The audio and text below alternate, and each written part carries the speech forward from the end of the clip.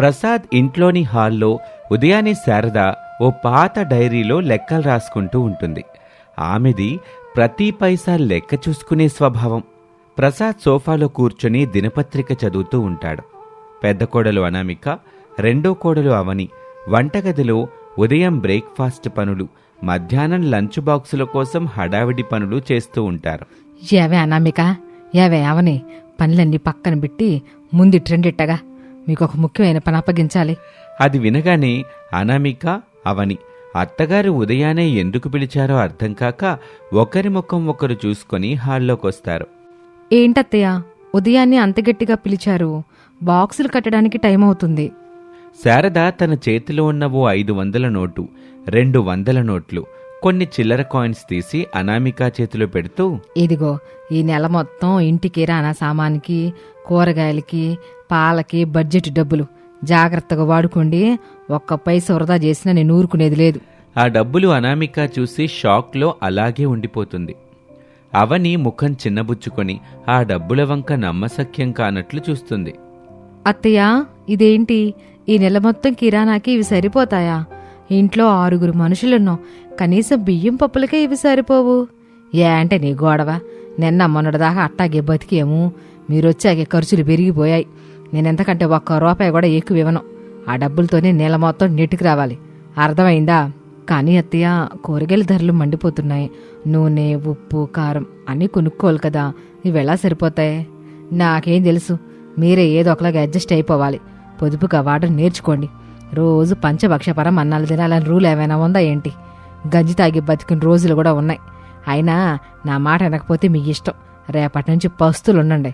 అది విని ప్రసాదు పేపర్ చాటు నుంచి చూస్తూ నిట్టూరుస్తాడు.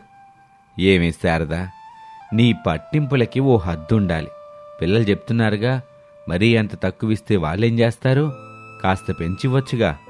మార్కెట్లో ధరలు ఎట్టా పెరిగాయో నీకు తెలీదా? వాళ్ళేమీ వృధా చేయటం లేదుగా, మనకే కదా వండి పెడుతున్నారు. మీరు ఊరుకోండి, ఇంటి విషయాలు మీకు తెలీదు. ఇట్టాగే వదిలేస్తే వాళ్ళ ఇష్టానికి ఖర్చు పెట్టుకుంటూ పోతే నెల ఆఖరికి అప్పులు బాలైపోవాలి. నాకంతా తెలుసు, నేనింతే. ఇంతలో రమేష్, సురేష్ ఆఫీస్కి బయలుదేరుతూ చేతిలో బ్యాగులతో హాల్లోకొస్తారు. ఏం నాన్నా ఉదయాన్నే గొడవ? గొడవే ఉందిరా, మీ అమ్మ పిల్లికి బెచ్చమేసినట్టు నెల మొత్తం కిరాణాకి కూరలకి గెలిపి 800 ఇచ్చి సరిపెట్టమంటుంది. పిల్లలు సరుకులకి ఆ డబ్బులు సరిపోవని, వంట చేయడం కూడా కష్టమని మొత్తుకుంటున్నారు. మీ అమ్మే వెంటన్లా. అమ్మా, మరీ అంత పిసినారితనం పనికిరాదు. మనకేం తక్కువని ఇలా కడుపు కట్టుకుని బతకాలి? కావాలంటే నేను కాస్త డబ్బులిస్తాను, తీసుకో. ఎవరో నాకు డబ్బులు ఇవ్వక్కర్లా, నేనిచ్చే డబ్బులతోనే ఇల్లు ఇంటికి రావాలంతే. నా పద్ధతి అంతే ఉంటది. మీరు ఆఫీసుకి వెళ్ళండి, ఆలస్యం అయిపోతుంది. అది విన్నాక అనామిక, అవని ఒకరి ముఖం ఒకరు చూసుకుని నిశ్శబ్దంగా వంటగదిలోకి వెళ్ళిపోతారు.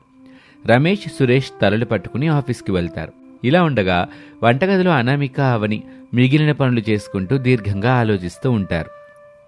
అక్క చూసావా అత్తయ్య వాలకం, నెలంతా ఈ డబ్బులతో ఎలా నెట్టుకు రావాలి? కనీసం వారం రోజులకు కూడా రావివి. ఏవో పప్పులు కూరలు వండకపోతే ఎలా? చూశానవని, చూశాను. అత్తయ్య మరీ శృతి మించిపోతున్నారు. ₹10 ఖర్చు పెట్టాలంటే 100 సార్లు ఆలోచిస్తుంది. మన మీద వృధా చేస్తున్నట్టు మాటలంటోంది. దీనికి ఏదైనా బుద్ధి చెప్పాల్సిందే. బుద్ధి చెప్పడమా? ఎలా అక్క? మనం ఎదురు మాట్లాడితే ఇంట్లో పెద్ద రభస చేస్తుంది కదా. మామయ్య, ఆయన కూడా బాధపడతారు. మనం గొడవ పడక్కర్లేదవని, అత్తయ్యకి తన తప్పు తనకు తెలిసేలా చేద్దాం అంతే. ఆమె మాటని ఆమె మీద ప్రయోగించేద్దాం. అంటే ఏం చేయాలనుకుంటున్నావు? నాకు అర్థం కావట్లేదు. అత్తయ్య ఏమంది? పొదుపుగా వాడమంది కదా, మనం అలాగే చేద్దాం. ఈ రోజు నుంచి రోజు ఉదయం రాత్రి భోజనంలోకి కేవలం నీళ్ళచారు, పాత పచ్చడి మాత్రమే వడ్డిద్దాం. కూరలు పప్పులు ఏం వద్దు. ఆమె ఇచ్చిన బడ్జెట్ ప్రకారం అలాగే వండుదామని చెప్దాం. ఏంటక్క, చారు పచ్చడా రోజునా? అసలు అత్తయ్య ఊరుకుంటుందా? ఇల్లంతా గోలగోలు చేయదు. చేయని, ఆమె అడిగినప్పుడు మీరిచ్చిన డబ్బులతో ఇంతే వండగలం అత్తయ్య అని వినయంగా చెప్దాం. 2-3 రోజులు ఇలాగే తింటే ఆమెకే మతిపోద్ది. నాలుక చచ్చిపోయి కూరలు కావాలి అని అడుగుతుంది. అప్పుడు అసలు విషయం చెప్దాం. భలే ఆలోచన అక్క. కానీ మావయ్య, బావగారు, మా ఆయన ఏమంటారు? వాళ్ళకు కూడా ఇదే వడ్డిస్తామా? పాపం కదూ. వాళ్ళకి మనం ముందుగానే అసలు విషయం చెప్దాం. అత్తయ్యకి బుద్ధి రావడం కోసమే ఇలా చేస్తున్నామని వివరించి చెప్దాం. వాళ్ళు అర్థం చేసుకుంటారులే. వాళ్ళకి వేరే పూట ఏదైనా మంచిగా చేసి పెడదాం. కానీ అత్తయ్య ముందు మాత్రం ఇదే మెను. సరే అక్క, నువ్వు ఎలా చెప్తే అలా. అత్తయ్యకి దెబ్బ గట్టిగా తగలాల్సిందే. అలా అనుకుంటూ ఉండగా మరుసటి రోజు ఉదయం డైనింగ్ టేబుల్ దగ్గర శారదా, ప్రసాదు, రమేష్, సురేష్ కూర్చుని ఉన్నారు. అనామిక, అవని వంటగదిలో నుంచి ప్లేట్లు తీసుకొచ్చి అందరికీ అన్నం వడ్డిస్తారు. ఏం వండారే, భలే ఆకలిగుంది, గుమగుమలాడిపోతుంది ఏంటి వాసన. అలా అనగానే అనామిక ఒక గిన్నెతో నీళ్లచారు, మరో చిన్న గిన్నెలో పాత మామిడికాయ పచ్చడి తీసుకొచ్చి టేబుల్ మీద పెడుతుంది. అవని నీళ్లు పోస్తుంది. ఇదేంటి నేల చారు పచ్చడే, కూరలయ్యి, పప్పేది, ఉదయాన్నే అసలు ఇదేం భోజనం. అత్తయ్య, కూరలు వండడానికి ఇంట్లో కూరగాయలు లేవు, పప్పులు కూడా కాస్త నిండుకున్నాయి.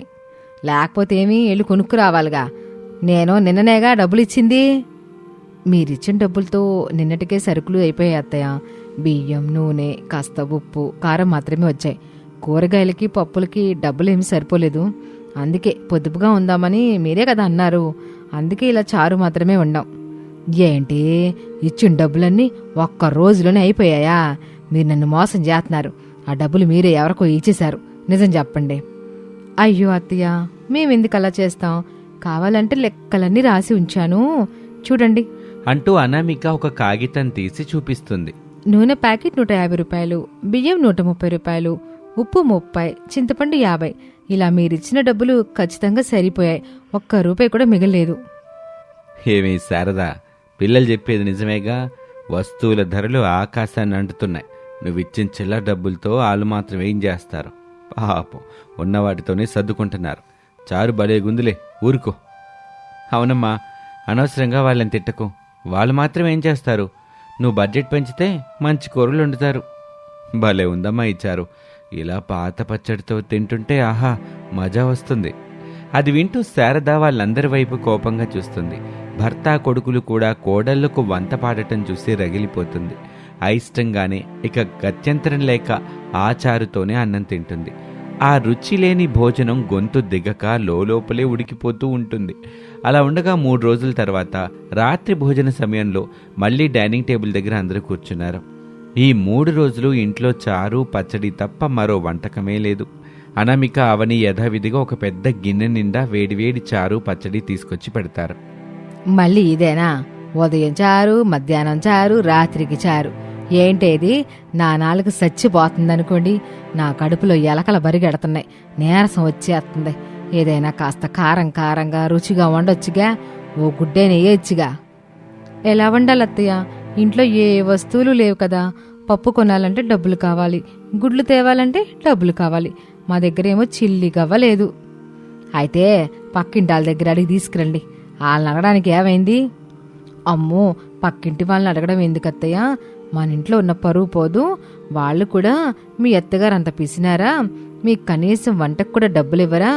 మీ ఆయన్లు అంత సంపాదిస్తున్నా కక్కుర్తెందుకు అని సూటిపోటి మాటలు అడిగితే మనం ఏ మొహం పెట్టుకుని సమాధానం చెప్పాలత్తయ్యా? అవును శారదా, పిల్లలు చెప్పేది 100కి 100 పాళ్ళు కరెక్టే. మన పరువు మనం తీసుకోవడం దేనికి?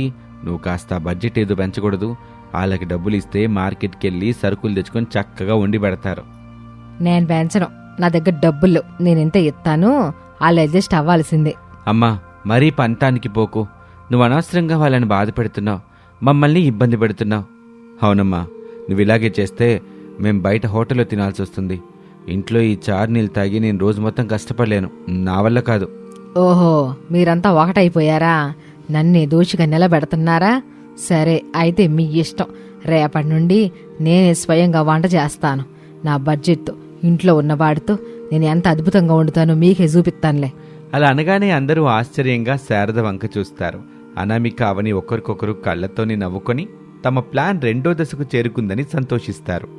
అలా ఉండగా మరుసటి రోజు ఉదయం సమయంలో వంటగదిలో శారద ఒంటరిగా ఉంటుంది.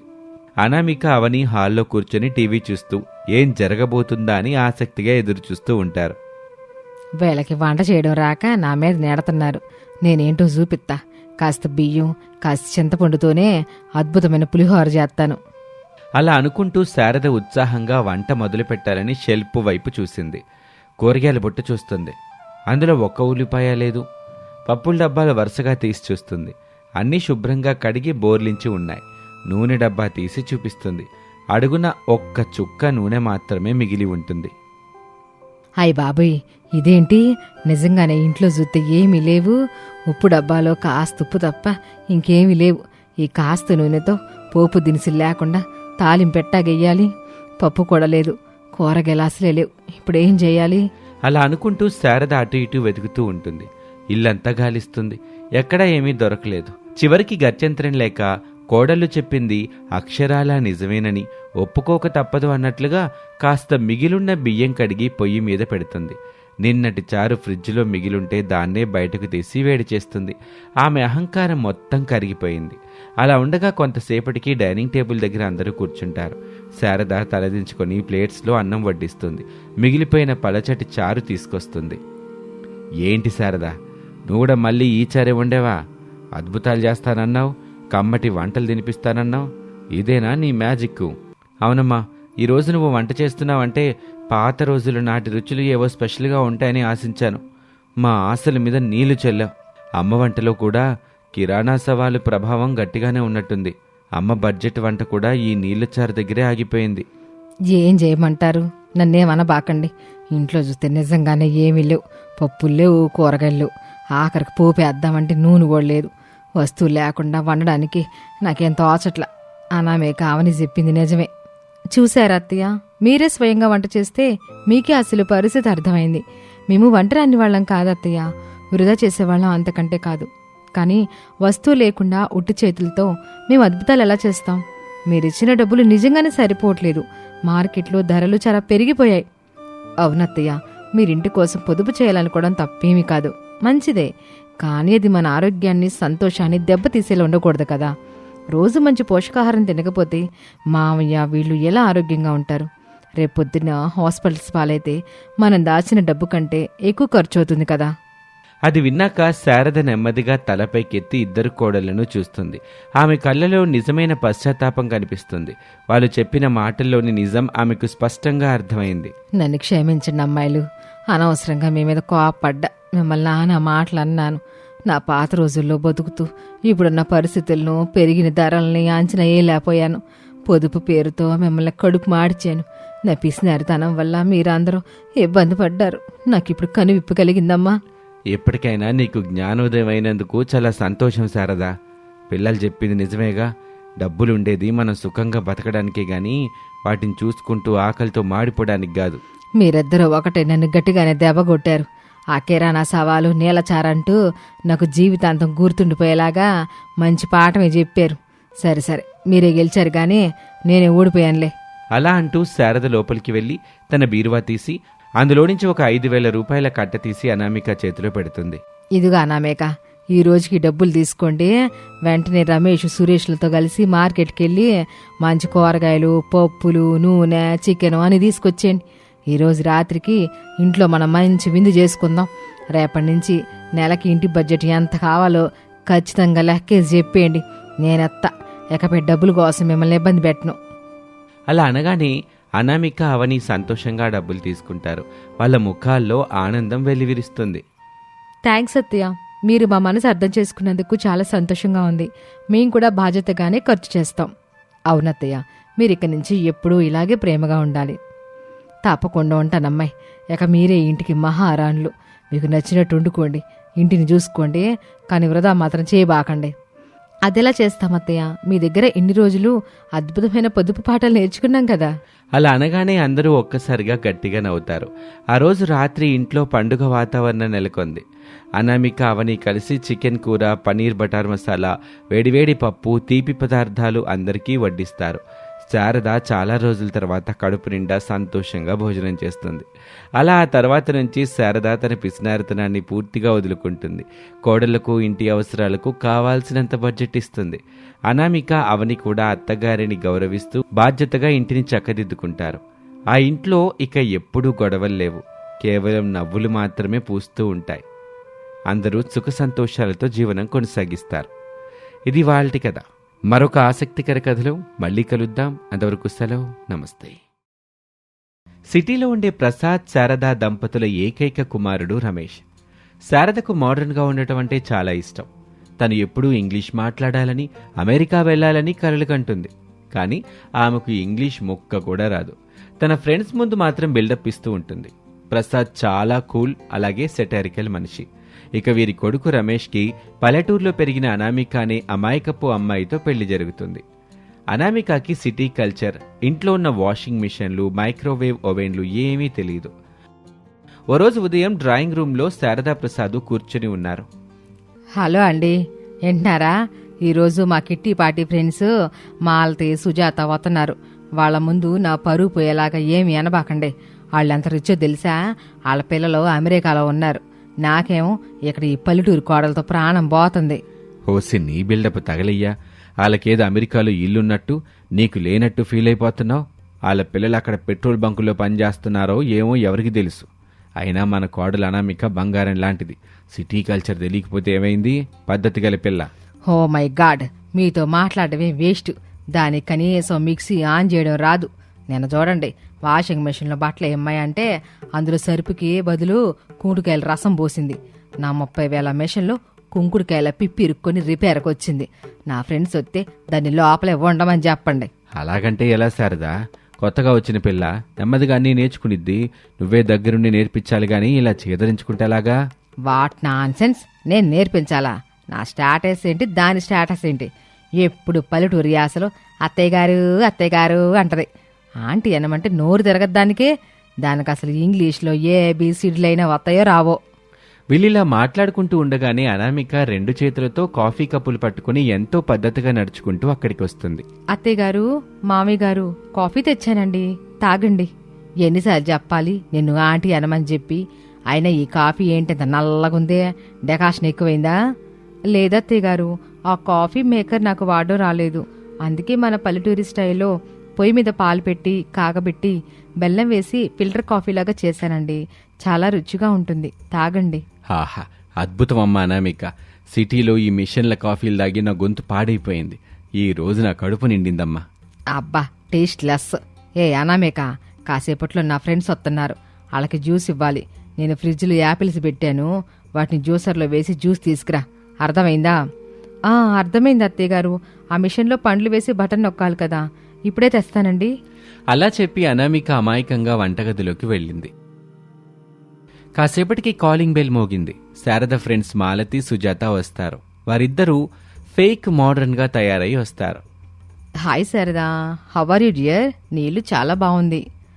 Yeah Sharada, beautiful home. నిన్ననే మా అబ్బాయి అమెరికా నుంచి వీడియో కాల్ చేశాడు. అక్కడ స్నో పడుతుందంట.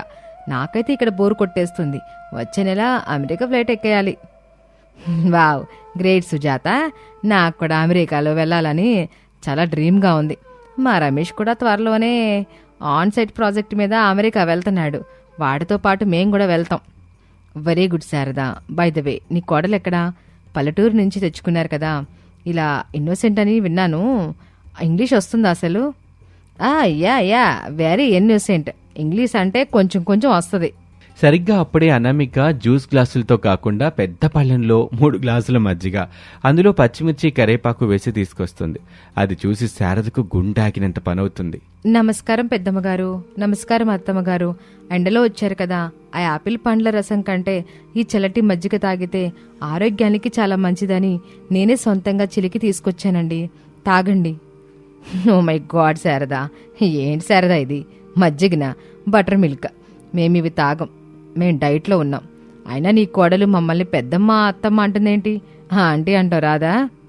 ఏ శారదా, నీ కోడలు చాలా ఓల్డ్ మోడల్లా ఉందే. సిటీలో ఉంటూ బటర్ మిల్క్ ఇస్తోంది. పాపం, సిటీ కల్చర్ ఏం తెలిసినట్లేదు. ఇలాంటి కోడల్ని వెంటేసుకొని నువ్వు అమెరికా ఎలా వస్తావే బాబోయ్? అక్కడ ఫారెన్ వాళ్ళు ఇంగ్లీష్లో మాట్లాడితే నీ కోడలు మజ్జిగిస్తుందా ఏంటి? అనామిక, ఏంటి పల్లెటూరు రేషాలు? నిన్ను జ్యూస్ తెమ్మంటే మజ్జిగ తెస్తావా? Go inside, లోపలికెళ్ళు. తప్పు జరిగిపోయింది అత్తయ్య గారు. నేను ఆరోగ్యానికి మంచిదని. షటప్, వెళ్ళి లోపలికి. నా పరువు తీయడానికి వచ్చావు. అలా అనగానే అనామిక ఏడుస్తూ వంటగదిలోకి వెళ్ళిపోతుంది. ఫ్రెండ్స్ ఇద్దరూ శారదను ఎగతాళి చేసి వెళ్ళిపోతారు. ఇక సాయంత్రం రమేష్ ఆఫీస్ నుంచి వస్తాడు. అనామిక వంటగదిలో ఏడుస్తూ ఉండటం చూసి దగ్గరికి వెళ్తాడు. ఏమైంది అనామిక, ఎందుకు ఏడుస్తున్నావు? అమ్మ ఏమైనా అనిందా? ఏమీ లేదండి. నాకు సిటీ అలవాట్లు తెలియవు కదా. అత్తయ్య గారి ఫ్రెండ్స్ వస్తే జ్యూస్కి బదులు మజ్జిగ ఇచ్చాను. ఇంగ్లీష్లో మాట్లాడడం రాలేదు. వాళ్ళు నన్ను చూసి నవ్వారు. అత్తయ్య గారికి కూడా నా వల్ల పరువు పోయింది. నాకు చాలా బాధగా ఉందండి. నాకు ఇంగ్లీష్ రాదని, నేను పల్లెటూరు దాన్నని అందరూ చులకనగా చూస్తున్నారు. పిచ్చిదాన, దానికెందుకు ఏడుస్తావు? భాష అనేది కేవలం ఒకరి భావాల్ని వ్యక్తపరచడానికి మాత్రమే. అది తెలివితేటలకి కొలమానం కాదు. అయినా నీకు ఇంగ్లీష్ నేర్చుకోవాలనుందా? సిటీ కల్చర్ గురించి తెలుసుకోవాలనుందా? అవునండి, నేను ఇంగ్లీష్ నేర్చుకుంటాను. అత్తయ్య గారు ఏ రోజైతే నా వల్ల పరువు పోయిందన్నారో అదే అత్తయ్య గారు నా కోడలు చాలా గొప్పదని అందరి ముందు కాలర్ ఎగరవేసుకునేలా చేస్తాను. మీరు నాకు సాయం చేస్తారా? తప్పకుండా అనామిక. ఈ రోజు నుంచే నీ ట్రైనింగ్ మొదలు. ఆన్లైన్లో ఇంగ్లీష్ క్లాసులు తీసుకో. ఇంట్లో ఉన్నప్పుడు మెషిన్స్ ఎలా వాడాలో నేను నేర్పిస్తాను. కానీ ఇది అమ్మకి తెలియకూడదు. అదొక సర్ప్రైజ్గా ఉంచుదాం. ఆ రోజు నుంచి అనామిక జీవితం మారుతుంది. పగలు శారద టీవీ చూస్తున్నప్పుడు అనామిక ఇయర్ ఫోన్స్ పెట్టుకుని ఆన్లైన్లో ఇంగ్లీష్ నేర్చుకుంటూ ఉంటుంది. రాత్రిపూట రమేష్ ఆమెకు వాషింగ్ మిషన్, మైక్రోవేవ్ ఇలా అన్నీ ఎలా వాడాలో నేర్పిస్తాడు. ఇంగ్లీష్ వార్తలు చూస్తూ ఉచ్చారణ ప్రాక్టీస్ చేస్తుంది. ఇలా 3 నెలలు గడిచిపోతాయి. అనామిక ఇప్పుడు పల్లెటూరు పిల్ల కాదు, పర్ఫెక్ట్గా ఇంగ్లీష్ మాట్లాడగలిగే మోడ్రన్ అమ్మాయిలా తయారైంది. కానీ ఆ విషయం ఇంట్లో ఎవరికీ తెలియదు. ఓ రోజు శారద ఫ్రెండ్స్ మాలతి, సుజాత మళ్ళీ ఇంటికొస్తారు. ఈసారి వాళ్ళ టార్గెట్ మళ్ళీ అనామికానే. హలో శారదా, ఎలా ఉన్నావు? ఏది నీ విలేజ్ కోడలు మళ్ళీ మజ్జిగ ఏమైనా కలుపుతుందా ఏంటి? ఏంటి శారదా, నీ కోడలికి ఏమైనా యాపిల్కి ఆరెంజ్కి తేడా తెలిసిందా లేదా? అసలు అమెరికా వస్తానంటున్నావు. వీసా ఇంటర్వ్యూలో నీ కోడలు ఏం మాట్లాడుతుందే? అయ్యో వీసా బాబు, ఓ వీసా బాబు ఇప్పించండి అని అడుగుతుందా ఏంటి? అదేం లేదులే సుజాత, తనింట్లో పనులు బాగా చేస్తుంది. అప్పుడే అనామిక డ్రాయింగ్ రూమ్లోకి వస్తుంది. ఈసారి తన పల్లెటూరు చీరకట్లో కాకుండా చాలా డీసెంట్గా, మోడ్రన్గా సల్వార్ కమీజ్లో చేతిలో ఒక ట్రేతో వస్తుంది. అందులో అందంగా డెకరేట్ చేసిన మాక్టైల్స్ ఉంటాయి. Excuse me aunties, good morning. Please have this virgin mojito. It's very refreshing. అప్పుడు అనామిక నోటి నుంచి ఆ ఇంగ్లీష్ పదాలు రావటం, ఆ ఇంగ్లీష్ భాష వినగానే మాలతి, సుజాత, శారద ముగ్గురు షాక్ అయిపోయి నోరు వెళ్ళబెడతారు. వాట్, నువ్వా అనామిక? నీకు ఇంగ్లీష్ వచ్చా? Of course Sujatha aunty. Learning a language is not a rocket science. Everybody can learn if they have the dedication. Last time మీరు వచ్చినప్పుడు నేను మీకు మజ్జిగిచ్చింది మీరు డైట్లో ఉన్నారని మాత్రమే. Not because I don't know about juices. And you, I heard you are talking about my America visa interview. Don't worry about me aunty, I can manage myself. Oh nice nice. Sharada, నీ కోడలో బాగానే English నేర్చుకుందే. ఏమనుకున్నారు నా కోడలు, తనిప్పుడు టాలెంటెడే. కావాలనే మొన్న అలా సైలెంట్గా ఉంది. ఇంగ్లీష్లో ఎరగదేస్తుంది తెలుసా? థ్యాంక్ యూ అత్తయ్య. Sorry, thank you ma'am. By the way, it's getting late for my online French class. If you excuse me, I will take my leave. Enjoy the drinks. అలా అనామిక ఇంగ్లీష్లో స్టైల్గా చెప్పి వెళ్ళిపోగానే మాలతి, సుజాత ఇద్దరికీ మొహాలు చిన్నబోతాయి. ఇక అక్కడ ఉండలేక వెంటనే వెళ్ళిపోతారు. వాళ్ళు వెళ్ళగానే శారద గట్టిగా అరుస్తూ అనామిక దగ్గరికి పరిగెడుతుంది. అనామిక, నా ప్రాణం కాపాడేవే తల్లి. వాళ్ళ ముందు నా పరువు నిలబెట్టావు. వాళ్ళు మొహాలు ఎట్ట మాడిపోయాయో చూసావా? అబ్బా, నీకంత ఇంగ్లీష్ ఎప్పుడు వచ్చింది? నన్ను ఆంటీ అనకుండా మామ్ అన్నావు. నాకైతే ఆనందంతో పిచ్చెక్కిపోతుంది. చూసావా శారదా, పల్లెటూరు పిల్లని ఎంత చులకనగా చేశావో. ఇంగ్లీష్ రాదని అవమానించావు. ఇప్పుడు అదే పిల్ల నీ ఫ్రెండ్స్కి ఇంగ్లీష్లో క్లాస్ వీకింది. అవునండి, నేను చాలా తప్పు చేశా. అనామిక, నన్ను క్షమించమ్మా. సిటీ కల్చర్ లేదని నిన్ను చాలా బాధ పెట్టాను. అయ్యో పెద్దవాళ్ళు, మీరు క్షమాపణ అడగడం ఎందుకు అత్తయ్య గారు? మీరు నాకు తల్లి లాంటివారు. అయినా నేను సిటీ అలవాట్లు నేర్చుకున్నాను, కానీ నా పల్లెటూరి పద్ధతులు, పెద్దల్ని గౌరవించడం ఇప్పటికీ మర్చిపోను. ఆ రోజు ఇంట్లో పండుగ వాతావరణం నెలకొంది. శారద తన కోడలిని చూసి ఎంతో గర్వపడుతుంది. ఇలా ఉండగా ఒక వారం తర్వాత రమేష్ ఆఫీస్ నుంచి చాలా కంగారుగా, సంతోషంగా వస్తాడు. అమ్మా, నానా, అనామిక, అందరిట్రండి, ఒక గొప్ప గుడ్ న్యూస్. ఏంట్రా, నీకేమైనా లాటరీ తగిలిందా ఏంటి? లాటరీ కంటే ఎక్కువేనన్నా. మా ఆఫీస్ వాళ్ళు నన్ను అమెరికా బ్రాంచ్కి ట్రాన్స్ఫర్ చేస్తున్నారు. నేను అనామిక ఇద్దరం అమెరికా వెళ్తున్నాం. Oh my god, America! నిజంగానా రమేష్? నా కళ నెరవేరుతుంది. నా కొడుకు అమెరికా వెళ్తున్నాడు. కానీ ఇందులో ఒక చిన్న ట్విస్ట్ ఉందమ్మా. కంపెనీ వాళ్ళు కేవలం నాకు నా భార్యకు మాత్రమే స్పాన్సర్ చేస్తున్నారు. డిపెండెంట్ వీసా ఇంటర్వ్యూలో అనామిక పాస్ అవ్వాలి. అనామికకి ఇంగ్లీష్లో ఇంటర్వ్యూ ఉంటుంది మరి. అయ్యో ఇంటర్వ్యూనా? అక్కడ ఏం అడుగుతారో ఏంటో. అనమేక, నువ్వు భయపడబాకమ్మా. నీకు ఇప్పుడు బాగా ఇంగ్లీష్ వస్తుందిగా, నువ్వు పాస్ అయిపోతావు. కానీ నేను రావడం కుదరదా రమేషు? నాకు అమెరికా చూడాలని ఎప్పటి నుంచో ఆశ కదరా. సారీ అమ్మా, కంపెనీ వాళ్ళు పేరెంట్స్కి ఇవ్వరు, కేవలం స్పౌస్కే ఇస్తారు. అది వినగానే శారద ముఖం వాడిపోయింది. ఆమె అమెరికా కలగానే మిగిలిపోతుందేమోనని లోపల బాధపడుతుంది. అనామిక అది గమనిస్తుంది. మరుసటి వారం అనామిక వీసా ఇంటర్వ్యూకి వెళ్తుంది. రమేష్, ప్రసాద్, శారద అంతా కంగారుగా ఎదురు చూస్తూ ఉంటారు. కాసేపటికి అనామిక నవ్వుతూ బయటకొస్తుంది. ఏమైంది అనామిక? ఇంటర్వ్యూ ఎలా జరిగింది? వీసా అప్రూవ్ అయిందా? అఫ్ కోర్స్, వీసా ఆఫీసర్తో నేను చాలాసేపు ఇంగ్లీష్లో మాట్లాడాను. నా కాన్ఫిడెన్స్ చూసి ఆయన వెంటనే వీసా అప్రూవ్ చేసేశారు. అమ్మయ్య, చాలా సంతోషం అమ్మా. మీరు హాయిగా అమెరికా వెళ్ళరండి. నేను ఇక్కడే దేవుడి దండం పెట్టుకుంటూ ఉంటాను. అత్తయ్య, ఒక్క నిమిషం. నేను వీసా ఆఫీసర్కి ఒక రిక్వెస్ట్ చేశాను. ఏమని తల్లి? నాకు నా భర్తకి ఇంగ్లీష్ వస్తుంది కాబట్టి అక్కడ మమ్మల్ని మేము చూసుకోగలం. కానీ మా అత్తయ్య గారికి, మావయ్య గారికి కూడా అమెరికా చూడాలని చాలా ఆశగా ఉంది. వాళ్ళకి ఇంగ్లీష్ రాదు, కానీ వాళ్ళకి ఒక మంచి గైడ్ లాగా, ట్రాన్స్లేటర్ లాగా నేను ఉండి వాళ్ళని అమెరికా అంతా చూపిస్తాను. ప్లీజ్ వాళ్ళకు కూడా విజిటర్ వీసా ఇవ్వండి అని ఇంగ్లీష్లో చాలా ఎమోషనల్గా ఎక్స్ప్లెయిన్ చేశాను. ఆ ఆఫీసర్ నా ఇంగ్లీష్, నా ఫ్యామిలీ వాల్యూస్ చూసి మీ ఇద్దరికి కూడా 10 సంవత్సరాల multiple entry America visa approve చేశారు అత్తయ్య. ఇదిగో మీ పాస్పోర్ట్స్. అనామిక ఆ మాట చెప్పగానే శారద కళ్ళల్లో నీళ్లు తిరుగుతాయి. ఆనందం పట్టలేక గట్టిగా ఏడుస్తూ అనామికని గుండెలకు హత్తుకుంటుంది.